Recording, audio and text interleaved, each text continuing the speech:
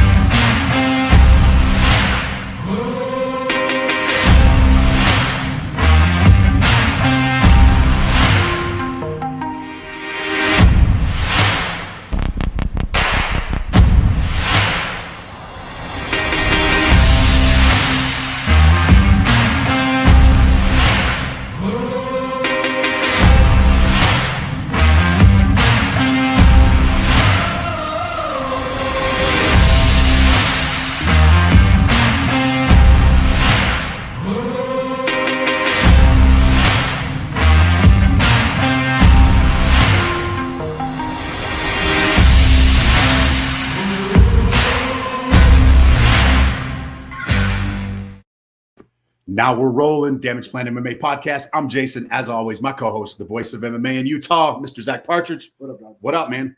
It's been a minute. It's been a minute. So I have been deer hunting, James. I've been deer hunting for the last week, so I'm back. We haven't recorded a podcast in a bit. So today we're our first podcast back. We have a Fighter Spotlight podcast. We're welcoming Mr. James Dunn. James, welcome to the podcast. Thank you. Appreciate you guys having me and making time. Yeah, absolutely, man. So, James, just let people know kind of who you are and stuff. You are currently a bantamweight. Is that correct? Correct. Yes, sir. Yep. 135 bantamweight out of Chicago, Illinois. Been fighting for about a good 8-9 years now. Professionally for the last 3 or 4. Okay. What got you into fighting, James? Several reasons. You're from Chicago, so I'm sure you've been in a few fights. Yeah, I grew up fighting. It kind of chose me. I chose it. There's a lot that goes into it. It's not only a career. It's a hobby. It's a passion. I've been in the health and fitness industry for a very long time. So jiu-jitsu and combat arts kind of was like right there. Always knew about it, but never competed. Definitely didn't think about ever making a career out of it. I wanted to be a hockey player, but that didn't work out. And then I found fighting. So nice. Yep. So you currently don't have a fight schedule. You had a fight schedule that ended up getting canceled. So you're currently actually looking for a fight right now. Am I correct? Yes, sir. So the mix up with that is there were several promotions offers that were being thrown at me. And some of them I wanted to take, but they didn't make sense. They were not at the right weight. The date wasn't right, or some stipulation within the contract. So I was like, you know what? I'm just going to be patient and hopefully something comes in. So my manager, Ed, ECB, my coach, Roberto Ramirez, Malik Elliott, like we're all just kind of keeping our ears open, and we'll go from there. Very nice. Yeah. Sorry. There's just a slight lag there, but I think we're good. Yeah. So one thing I look up on your Tapology when we have fighters on. We kind of get on their Tapology and look. So one thing that I've noticed with you is you've actually fought for a bunch of different promotions. For you coming up through as an amateur and through the pros, fighting for different promotions, what do you feel like the pros and cons of the different promotions are? What do you like, dislike? I'm not asking you to call out any promotions by name or whatever, but just give fighters kind of like more information and information of what fighters deal with fighting for different promotions. For sure. And that's a really good question, because I've actually wondered, because I've experienced on the other side of the token, like you see these guys that are built from the amateur rank, and then they make their pro debut all with the same promotion. They're kind of like homegrown. I've gone in and I've fought the poster boy for that promotion per se. I've fought the up and comer, the tough guys, and also the middlemen. I personally, I love traveling. I love fighting for new promotions. I love fighting in front of new crowds, new organizations, and kind of getting my name out there. That's what I've done it. And it's been hard for me to find fights and get opportunities. So what has come my way, it's even if it's been a last minute opportunity, it's just like, I'm gonna fight. Like there's been several fights in my pro career, even my pro debut. I made it on less than 2 weeks notice coming up from amateur career. It was my coming off a loss of all things. And I was like, why not? I'm not getting any younger. I was 27 at the time. Like, why not? I've kind of enjoyed traveling and fighting for new organizations, but on the same hand, when you get comfortable within a certain cage, I've also been able to experience that too with Hoosier Fight Club. I've fought for them 3-4 times. They're local. I don't have to travel too far, and they take me. They're an awesome promotion. Paul and Danielle Vale, they do a really good job. So there's pros and cons to both. I don't have a preference. I just want to stay active and fight. I'll go anywhere, fight anyone. I don't even care about the weight sometimes. We'll have to get you out of here to Utah sometime soon. Yeah. Hey, let's make it happen. Let's get it done. So, right. James, what's the fight scene like in Chicago? Is there a lot of gyms out there? Give us an idea of what the fight scene's like back there in Chicago. Yeah, there's tons of MMA gyms, tons of jiu-jitsu gyms. There's fights happening all the time. Not pro shows. That's a little bit harder to come by here in Illinois. The pro shows are usually Michigan, Indiana, Iowa, the surrounding. Yeah. But if it's like Bellator or UFC, then it's, here in Illinois. Okay. It's a good fight scene. I haven't been a part of it for too long. I got my start down in Virginia, and then I was down in the Southeast for a little bit, and then eventually made my way back home, just kind of to set roots here and kind of build a name for myself here in Chicago, just because this is where home was. And I looked at myself and how I fought and a lot of my mentality and how I approach the fight in general. Chicago influence. So I moved back years ago and started to build roots. And when I moved back, I was looking for an MMA gym and finally settled with Chicago Fight Team, Roberto Ramirez, and it's been working out well thus far. What's your background? Did you grow up wrestling, boxing, anything like that? Or I guess also to add to that, what's your fighting style? Like what are the fans going to see when they see James in the cage? Technique, very intense forward pressure. I like to fight. I don't mind getting hit. Obviously, it's not the smartest strategy, and my coach is always telling me move more, move your head. I've been in some dog fights, and I've also had people come up to me and hey, that was an awesome fight. That's I don't mind the brawl. I don't mind the firefight. I can stay calm, relax, technical. But I've also told like, hey, you're way too good of a fighter to just stay right there and exchange 1-1 and combos, like do more of you. But my style, my background, I grew up an athlete. Like I said, I was a hockey player, football player. I played a little bit of lacrosse, wrestled very little. Didn't compete in states or nationals or any time in college. My main focus was hockey for a large part of my life.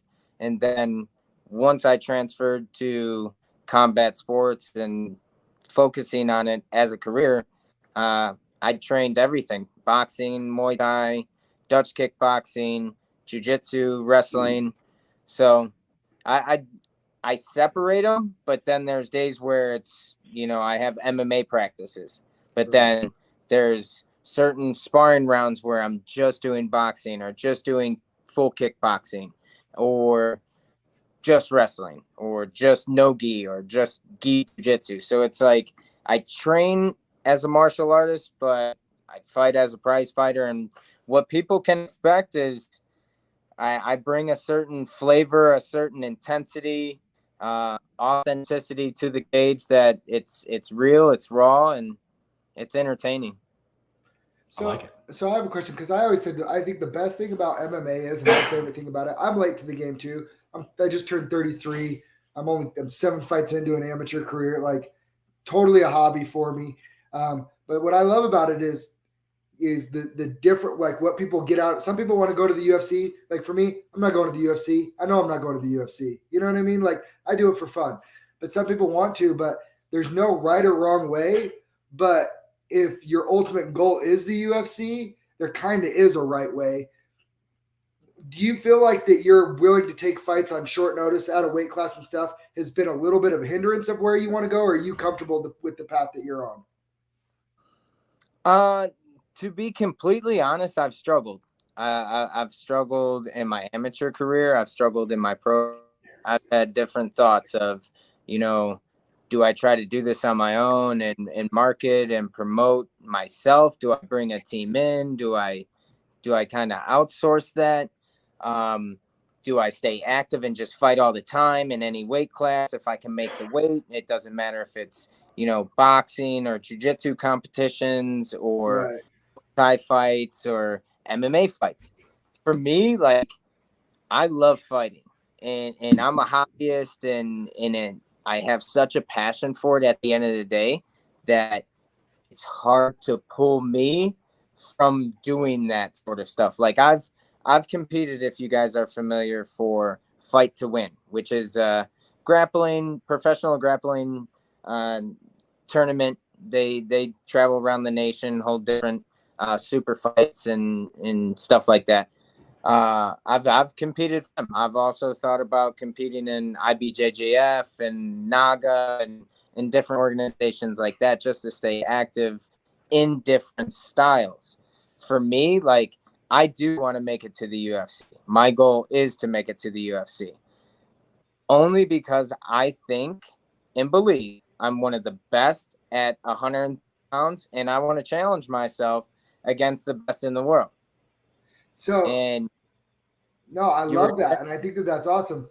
But at the same time, it can be a little disadvantageous too to be taking short notice fights and fights out of weight class to get there too. So how do you find that balance? yeah, and that's where I said before I've kind of struggled, because it's like, all right, do I short notice fight? I haven't fought in 3 months. Here's an opportunity. All these other opportunities don't make sense. This opportunity does make sense, even though that it's okay. It's not local. It's not my weight class. It makes some sort of sense. So let's do it.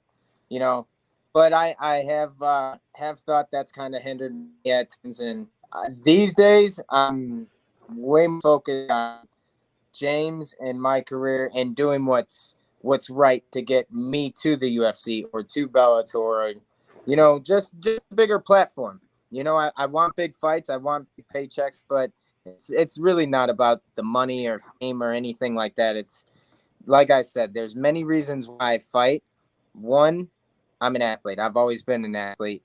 Two, it sort of comes easy. I'm a natural to a large extent. So I want to use those gifts and talents to encourage others and coach and kind of spread the word, bring limelight to it. But I also want to show people who I am and, use it for positive aspects for the world that I live in and I am a part of. So I dig it. So are you a Blackhawks fan? I am that one all day. I'm from Michigan. I was just back in Michigan, so I kind of drove not through Chicago, but cut around the corner up to go in. And yeah, I'm a Red Wings fan. You know, I spent a little time in Detroit, so it's like a love-hate relationship. I go back and forth. When they play each other, I can't watch. I just don't watch. Oh man! So I got one more question before we let you get out of here. You mentioned when we first jumped on the podcast that you're in the health and fitness industry. Are you a personal trainer? I am. Okay. I mostly work with people who want to learn self-defense nowadays, or learn boxing, Muay Thai, kickboxing. I do private lessons most of the time, or teach MMA. Oh, okay.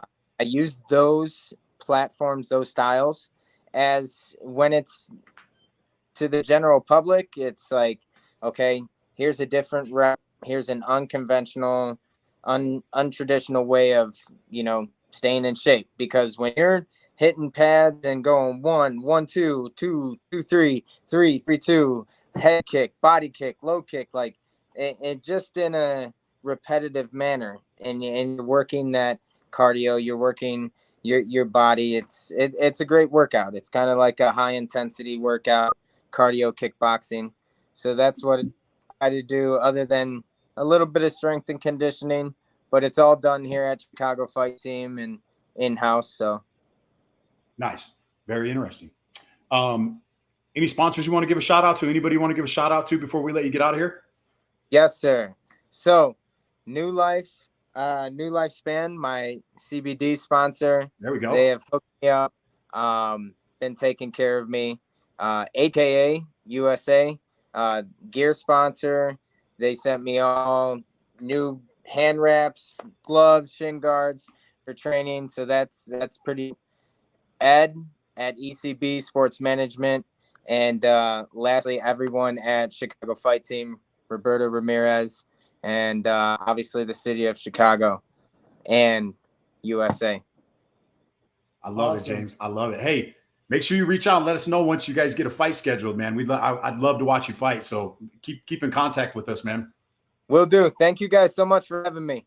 Thank you, James. Thanks for coming on. Take it easy, brother. Thanks again, man. Thank you. Appreciate you guys. And we out.